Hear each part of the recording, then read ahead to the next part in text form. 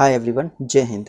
इस वीडियो में हम दो चर वाले रैखिक समीकरण की कुछ विशेष स्थितियों और उसके आलेख की चर्चा करेंगे जो एग्ज़ाम के पॉइंट ऑफ व्यू से बहुत ही इम्पोर्टेंट है।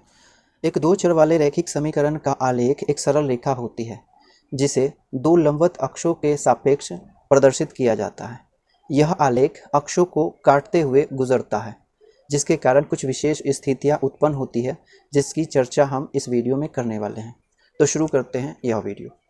एक दो चर वाले रैखिक समीकरण को इस व्यापक रूप में हम लिख सकते हैं ax plus b y plus c बराबर में 0। ठीक ना।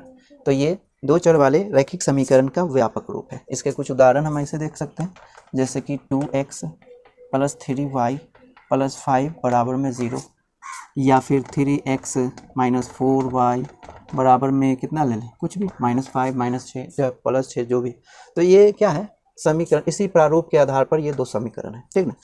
अब ऐसे प्रारूप में अगर कोई समीकरण मिलता है ना तो उसके आलेख में दो विशेष स्थिति देखने को मिलती है। तो इसके आलेख इस प्रकार से प्रदर्शित कर सकते हैं। ये हो गई वर्टिकल एक्स और ये हॉरिजॉन्टल, यानी ये हो गया स्वतंत्र चर के लिए यानी एक्स अक्ष है ना, और ये परतंत्र चर के लिए वाई अक्ष। ये इसका पॉजिटिव भाग हो गया एक्स का, और ये हो गया क्या चीज़, नेगेटिव भाग। ठीक। इसी प्रकार ये वाई अक्ष का नेगेटिव भाग हो गया और ये पॉजिटिव भाग। इसी प्रकार से एक की चार स्थितियाँ देखी जा सकती है। पहली स्थितियाँ ये होती है कि यह इस प्रकार से गुजर सकती है। ठीक ना, ऐसे गुजर सकती है ना। दूसरी स्थिति में ये ऐसे गुजर सकती है। तीसरी स्थिति इसकी ऐसी हो सकती है आलेख की, है ना, और चौथी स्थिति ऐसी हो सकती है। ठीक ना।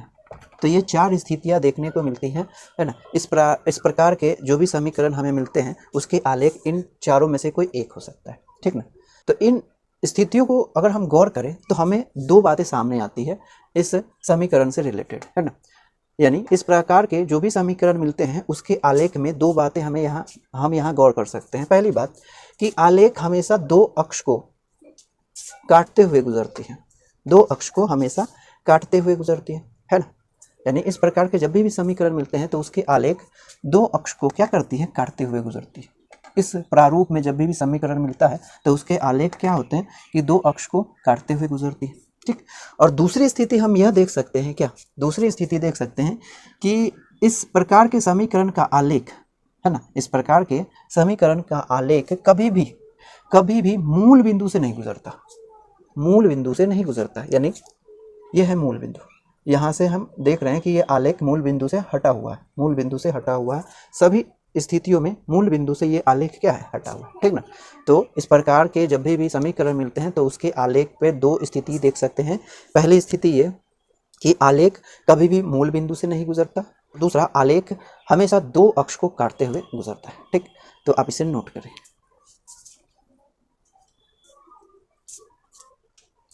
तो हम क्या देख सकते हैं कि ऐसे समीकरण के ऐसे समीकरण के आलेख में दो स्थिति हम ये देख सकते हैं कि पहली स्थिति मूल बिंदु से नहीं गुजरता, है ना, है। आलेख मूल बिंदु से नहीं गुजरता है। दूसरी बात जो हम इसमें देख सकते हैं कि आलेख दोनों अक्षों को काटते हुए गुजरता है ना। जैसा कि अभी हमने देखा कि इस प्रकार के जो भी समीकरण मिलेंगे उसके आलेख मूल बिंदु से नहीं गुजरता है ना, और लेकिन दोनों अक्षों को काटते हुए गुजरता है। ठीक। तो ये दो बातों को ध्यान में रखें। ठीक। अब कुछ विशेष स्थितियों की बात कर लेते हैं। ठीक। तो मैं जिन विशेष स्थितियों की बात कर रहा हूँ उसमें पहला यह है कि जब अचर सी, अचर कौन है, समीकरण में देख रहे हैं अचर कौन है, सी है। जब अचर सी बराबर 0 हो, है ना, जब अचर पद इसमें 0 हो जाए तो हम क्या पाते हैं कि ax प्लस बी वाई बराबर 0 होगा, ठीक ना। ए एक्स प्लस बी वाई बराबर में 0, ठीक ना। और इस स्थिति में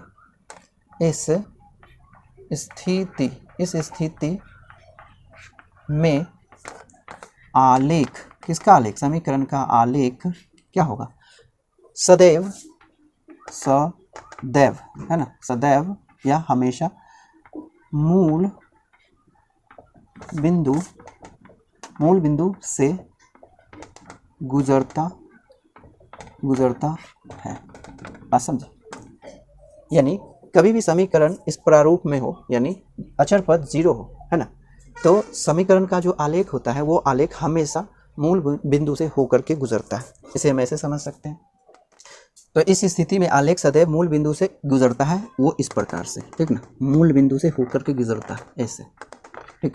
इस प्रकार से ये मूल बिंदु हो गए, है ना, आलेख के। और यह आलेख क्या है, इस प्रकार के समीकरण का आलेख इस प्रकार का एक सरल रेखा होता है जो हमेशा कहाँ से, मूल बिंदु से गुजरता है। इसी प्रकार की दूसरी स्थिति ये हो सकती है, ठीक ना। और इस स्थिति में भी आलेख क्या होगा, मूल बिंदु से गुजरेगा, ठीक। अब इस प्रकार के समीकरण के कुछ उदाहरण हम यहाँ देख लेते हैं, जैसे कि 2x प्लस 3y बराबर में 0 हो सकता है, ठीक ना, या x बराबर में 2y हो सकता है, या फिर क्या कह सकते हैं 3x प्लस 2y बराबर 0 हो सकता है। तो इस प्रकार के, है ना, समीकरण है। इसी प्रारूप के आधार पे ये सब समीकरण है। और ऐसे समीकरण जब भी मिलते हैं और तो उसके आलेख क्या होते हैं, हमेशा मूल बिंदु से होकर के गुजरते हैं। या तो ऐसा आपको मिलेगा या फिर ऐसा प्राप्त होगा, ठीक। अब दूसरी स्थिति यह हो सकती है जब b बराबर 0, तो ax बराबर में हो जाएगा -c, ठीक है। ये पद क्या हो जाएगा 0, और इसे हम उस पर पक्ष में ले जाएंगे तो माइनस हो जाएगा, ठीक। या फिर x बराबर में मिलेगा -c/a, ठीक। तो ये कोई कांस्टेंट यानी संख्या होगा, इसीलिए हम इसमें क्या मान सकते हैं कि x बराबर कोई कांस्टेंट है k, ठीक ना, इस प्रकार से। तो x बराबर कोई संख्या यानी कांस्टेंट है। तो अगर इस प्रकार का कोई समीकरण हमें मिलता है, इस प्रकार से कोई समीकरण हमें प्राप्त होता है, तो आलेख यानी उस समीकरण का आलेख है ना, y अक्ष के समांतर गुजरता है, y अक्ष के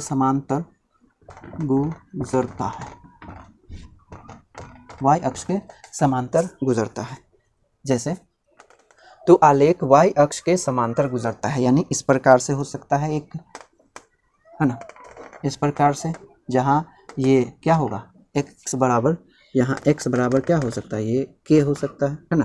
और दूसरी स्थिति ये हो सकती है इस तरीके से, ठीक, इस तरीके से हो सकती है जो कि y अक्ष के समांतर है। इसमें भी देखें, ये जो आलेख है ना, इस समीकरण का, इस प्रकार के समीकरण का आलेख है ना, वो y अक्ष, ये रहा y अक्ष और उसके समांतर है, ये रहा y अक्ष और उसके समांतर है। इस केस में क्या होगा कि x बराबर क्या हो सकता है, -k हो सकता है ना। तो दो स्थिति हो सकती है।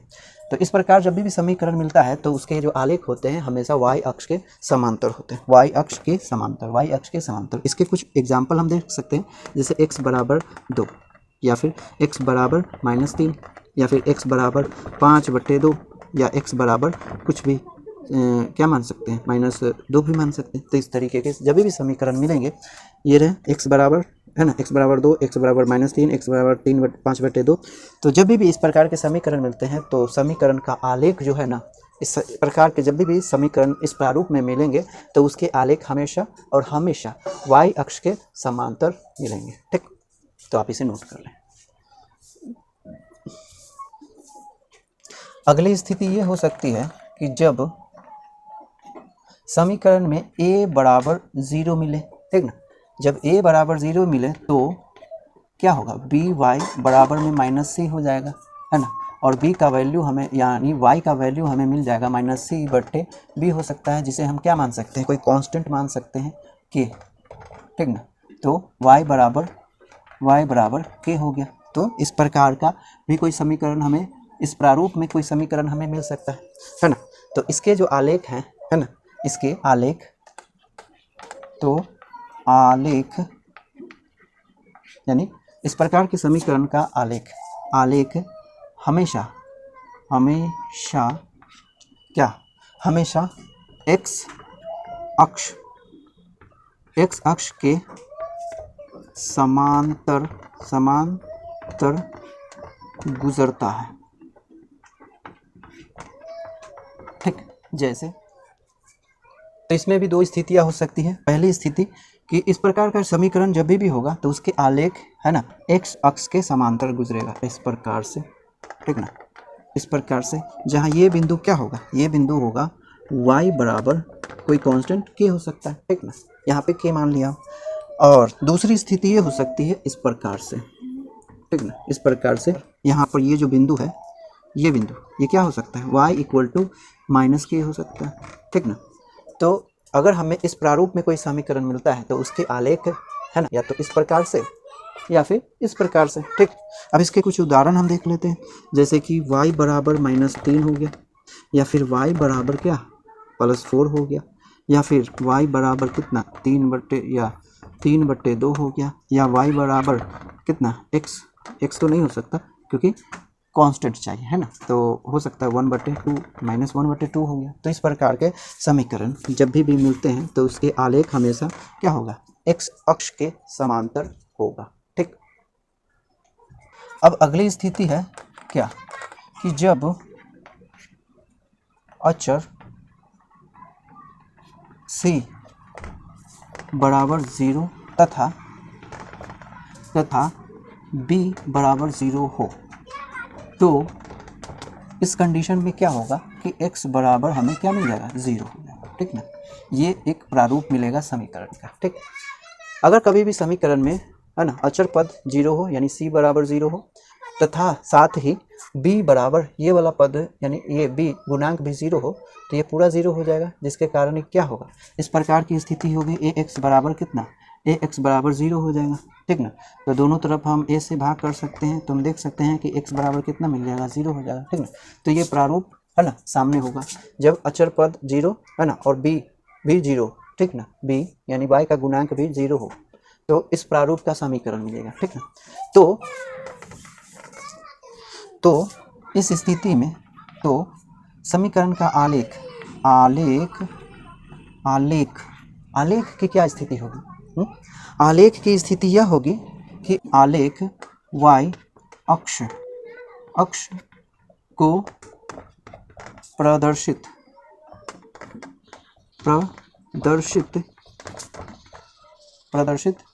करता है, समझे। यानी इस प्रारूप का कभी भी समीकरण मिले, यानी x बराबर 0, तो इस समीकरण का आलेख हमेशा y अक्ष को प्रदर्शित करता है, अर्थात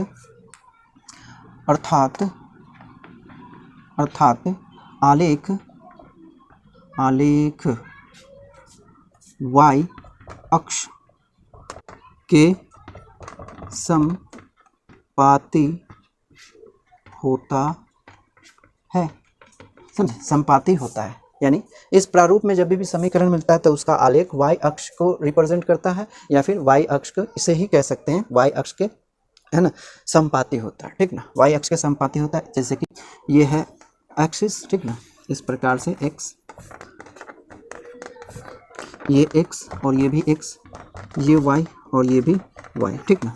तो इसके आलेख इस समीकरण के, यानी x बराबर 0 के जो आलेख होंगे वो y अक्ष को प्रदर्शित करेगा, y अक्ष, यानी y अक्ष क्या है, ये है, यानी इसी पर होगा ये जो आलेख। पहले जो लाइन इस प्रकार से खींचा जाता है तो आलेख तो एक लाइन होगा ना, तो यह लाइन इस y अक्ष पर ही होगा, समझे, इस y अक्ष पर ही होगा, यानी y अक्ष के समानुपाती होगा कौन चीज़, कौन सी, y अक्ष के समानुपाती होगा क्या चीज़, x बराबर 0, ठीक ना, x बराबर 0 का आलेख y अक्ष के समानुपाती होगा, ठीक। जब भी इस प्रारूप में समीकरण मिलता है तो यह y अक्ष को प्रदर्शित कर रहा है, किसको प्रदर्शित कर रहा है, y अक्ष को प्रदर्शित करता है, यानी y अक्ष पर ही है ये आलेख जाएगा, y अक्ष से ही गुजरेगा, इसीलिए इस आलेख को क्या कहते हैं कि यह y अक्ष के समानुपाती है, यानी y अक्ष के पथ पर ही यह आलेख खींचा जाएगा, ठीक। तो आप इसे नोट करें। लास्ट स्थिति समीकरण में हम यह देख सकते हैं कि जब अचर c बराबर 0 हो तथा साथ में a बराबर भी 0 हो जाए, a बराबर भी 0 हो जाए, ठीक ना।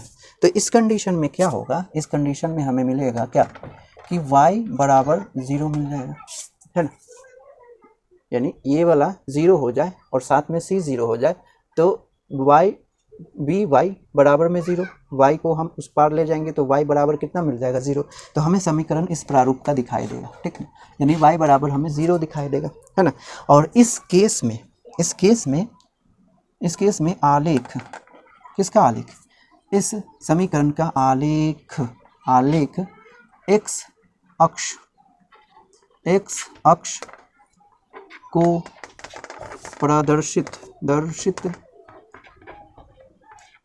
करता है। आप समझे, अगर इस प्रारूप में समीकरण है ना, कभी भी समीकरण y बराबर 0 मिले तो वो क्या प्रदर्शित करेगा, आलेख, उसका आलेख क्या प्रदर्शित करेगा, x अक्ष को प्रदर्शित करेगा, है ना। यानी अर्थात आलेख x अक्ष के समानुपाती होता है। बात समझे, यानी ये रहा x अक्ष, हॉरिजॉन्टल एक्स, इसको x अक्ष यानी स्वतंत्र चर वाले x बोलते हैं, और ये हो गया वर्टिकल x यानी परतंत्र चर वाले एक्सिस, ठीक, अक्ष। तो ये y हो गया और ये y हो गया, ठीक। तो इसका आलेख क्या होगा, x अक्ष को प्रदर्शित करेगा, यानी आलेख x अक्ष के संपाती होगा। जैसे जैसे x अक्ष होगा उसी पर ये इसका आलेख भी जाएगा, यानी इस तरीके से, समझे, इस